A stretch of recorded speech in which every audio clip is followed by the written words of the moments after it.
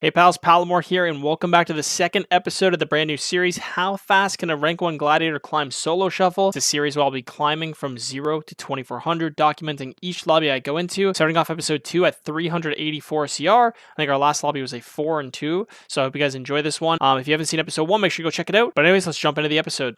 Alright guys, jumping into the first game.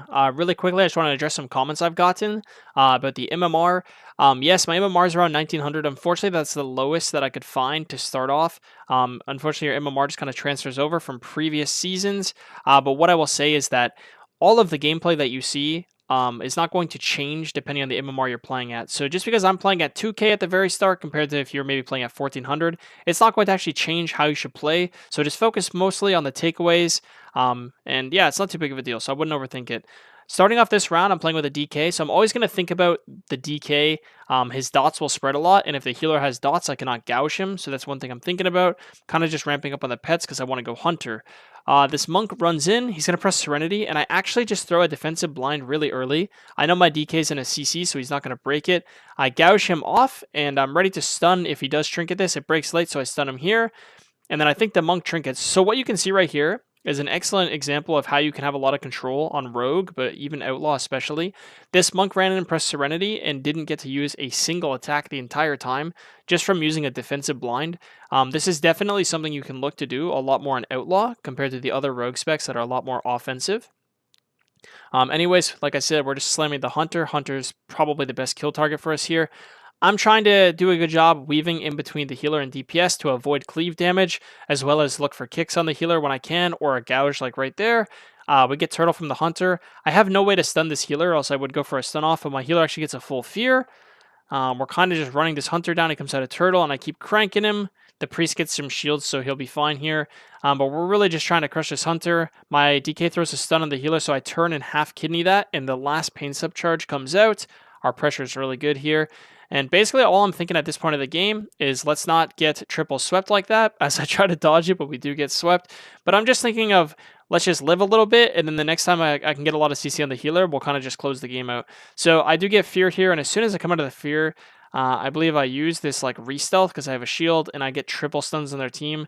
And I think we close it out here. My teammate missed the fear on the priest, so I just run over and gouge that. And once again, every time you're pressing gouge on Outlaw, you want to really make sure that you're looking at the healer to see if they have dots. If the healer has dots on them, you're not going to want to use gouge. You can just use it in other ways to interrupt CC and stuff. But yeah, something to point out for sure. So jumping in the next round, this time I have the monk on my team. My monk does have in caps, so I know he can look for in caps on healer, but I think in general I'm still going to just try to be responsible for most of the CC that happens here. I just get a full sap on the priest, and then I follow that with a kidney. I get a full blind off, and you'll notice I do this a lot in solo shuffle. I'll try to use my blind really early in the game, and I'll try to just kind of get my CC on DR and on CD. Because the faster I use it, the faster it's back up. And as you can see, we force out the healer's trinket. I got a short gouge here that's going to break to the Zwen. Kind of a bad gouge by me, but then once again, I just throw a kidney. And this round was very fast, but this is a perfect example of how just spam CCing a healer, even not doing that much damage. My DPS was pretty high, but I didn't actually contribute too much damage. I kind of just let my teammate win the game and blasted the healer with CC. This is a way where you can definitely hard carry solo shuffle as a rogue, and it's something you should be really mindful for like sub and outlaw. I think if you're playing as a rogue, your damage probably becomes a bit more valuable just because of the way the kit is set up. But yeah, good example right there. In the third round here, I'm playing with the Hunter now. I'm going to generally this time try to actually let my Hunter land a lot more CC. So you'll see I actually stun for his trap in the opener, and I just sap the monk. Unfortunately, my Hunter almost misses the trap, but he still gets it. And I just have Blade Flurry up, max cleave damage. I'm going to blind the priest on his trinket. Now this blind, it's the right idea, but it's not executed very well. The monk already has wall up, and there's already a pain sup on the other guy. So there's not too much that's going to come out of this blind. So it's kind of a mistake, but continuing the CC and responding to someone's trinket is like the right concept. Just slightly not performed too well there, but I get a full kidney on the healer as my Hunter would be able to trap off when the DR is up and the guy kind of just dies. So yeah, when you're playing at low rating like this, if you're just doing the basics really well, people will fall over instantly, and this is just direct proof of that. All right, round number 4, I'm back with the Windwalker. So once again, this time I start with a nice 5 roll. Got the good RNG. I get a sap on the healer, and I'm going to run over. I want to go the Hunter mostly, so I wait till he's out here. I get a kidney on him. and I'm just going to start blasting. I run to the healer, and like I said, I just get my CCO instantly. I wanted to stay on the hunter here, but this is another good little example for you guys. Sometimes, just because you want to go the correct target, it's better to follow up on your teammate. Now, in this situation, my monk was blasting this DK through IBF. I would have rather started to get cooldowns from the hunter and play for the longer game, but I just turn and respond to attacking the same target as my monk because playing as a team is something that's really important, and this is something you'll learn to adapt to as you climb and shuffle. So in the next round here, playing with the DK once again, so I'm just going to be mindful of when I'm going to gouge the healer, make sure the DK's dots aren't spreading, and I'm going to do something interesting here. So I'm going to just open on the Windwalker and kind of start here, but you'll notice I'm going to actually hold my kidney shot for until the hunter comes out because I actually do want to go hunter. So I'll kidney the healer and jump to the hunter.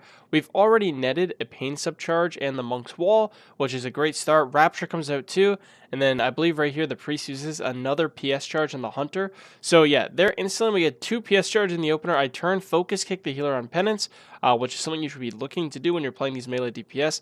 Proactively setting up focus kicks on healers. It's going to give you a lot of momentum to roll off of. So turtle comes out.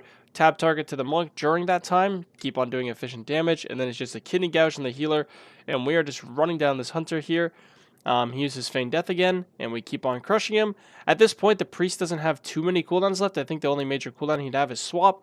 I leap away from the priest here, keep on cranking this hunter, and he actually just falls right over to raw damage. So once again, just a really good job at doing the basics here, applying a lot of pressure to the kill target, and shoving CC on the healer when we can. And the enemy team in the shuffle just doesn't really trade defensively the best, and they fall over very quick. The last round, running in with the hunter on my team again. Once again, just going to help my hunter set up traps. So I stun the healer for him, and I instantly open on the DK. Now in this matchup, going both DPS is very good.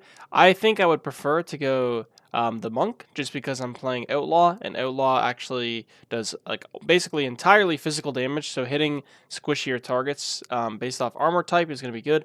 Obviously, now there's a huge change coming out next Tuesday with armor, so we'll see how that feels next week. But yeah, once again, here's a focus kick on the healer. I'm going to leap kidney off that and instantly proactively blind his trinket, and we're going to close the game out instantly.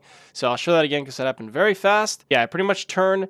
Whenever you have this much pressure, it can help a lot to be very mindful that the enemy healer is going to trinket and be ready to just use the blind on his trinket. Because of this proactiveness, we're able to just close the round out instantly, and that's going to be a clean 6-0 for the second series. Anyways, guys, that's going to wrap up episode 2 of the series with a nice little 6-0.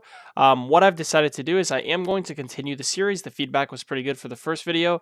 Something I will note is even with the shorter shuffles like this one, where the gameplay isn't as long, I'm still going to keep the series to just one solo shuffle lobby per episode. I would rather the series just be like a short, sweet little video you can kind of look forward to each time instead of something that you need to sit around and be committed to watching. So I hope you guys enjoy the format like this.